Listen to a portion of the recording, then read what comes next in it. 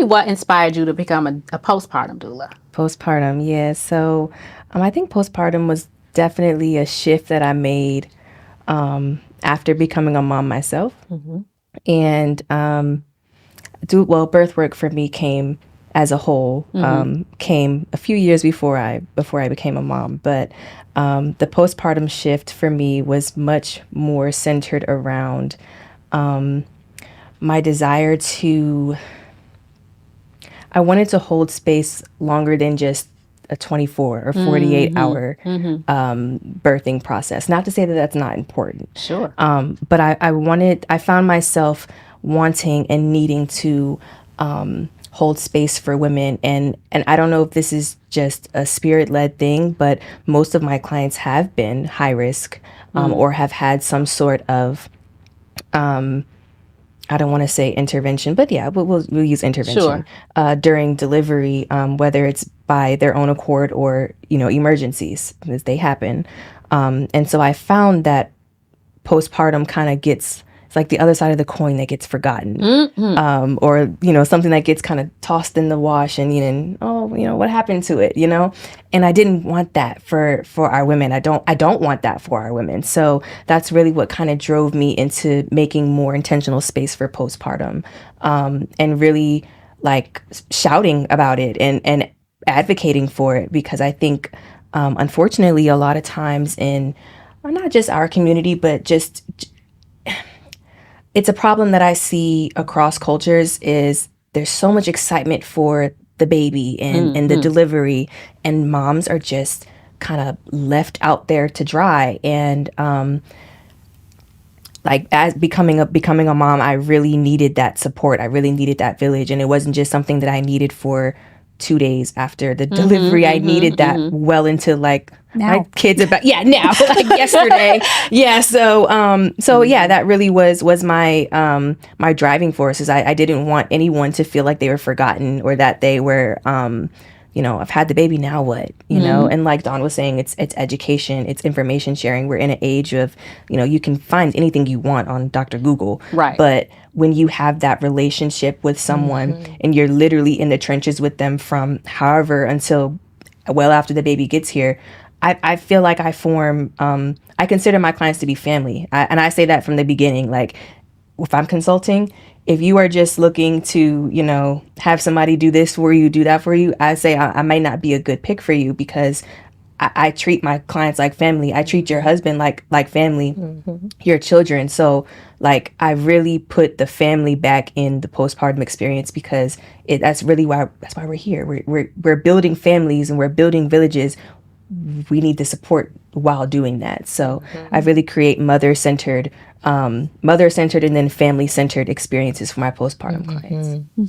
I think it's so important to normalize postpartum doula work and services, because I think the emphasis is, oh, I'm pregnant, I need a doula for labor. Yeah. When the simplest task can be the most difficult when baby arrives. Oh, yeah. And don't let you have a C-section. Finding food. Yeah. Eating. What am I going to eat? When can I get up and take a shower? Like, the ability to do all of that is so hard.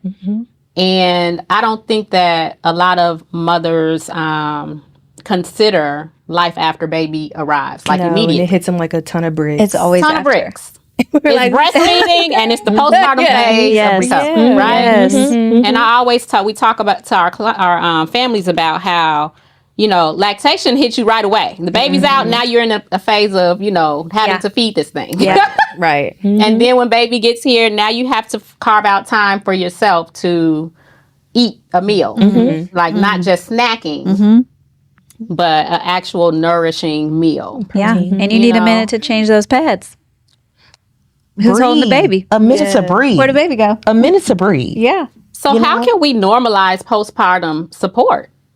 How can we normalize that? How do we get moms to understand that the postpartum phase of your childbirth journey is probably just as critical as the labor and the birth? I think it's about not romanticizing or falling into the fantasy of birth. Like, I think there can be it can be almost deceiving on social media even. Very true. That birth is just this match. And don't get me wrong, it is a magical experience, but it ain't, and it's very real. And it ain't.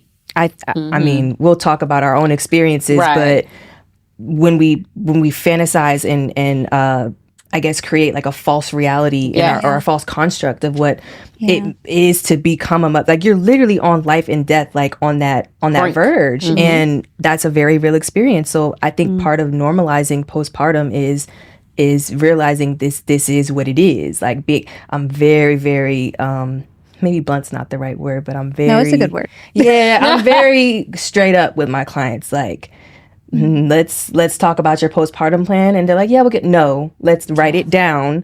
We're not going to talk about it. We're going to literally go through it line by line, and we're going to get this together. Do you have a printer? No? Great, I do. So let's go ahead and type this up. Like, I literally will put it in front of my clients to make it real to them, make it real to their partners. Like, this is something you can't just fall into. We have to prepare for it. Absolutely. Yeah.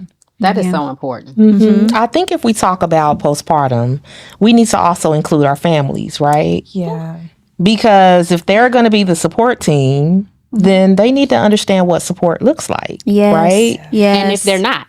And if they're not, they need to understand what that looks like as well. Yeah. Right? We're asking for 6 weeks. Please respect that. Right? Yeah. But if we're not, we need a food train. We need things that are going to help us be successful in this recovery period.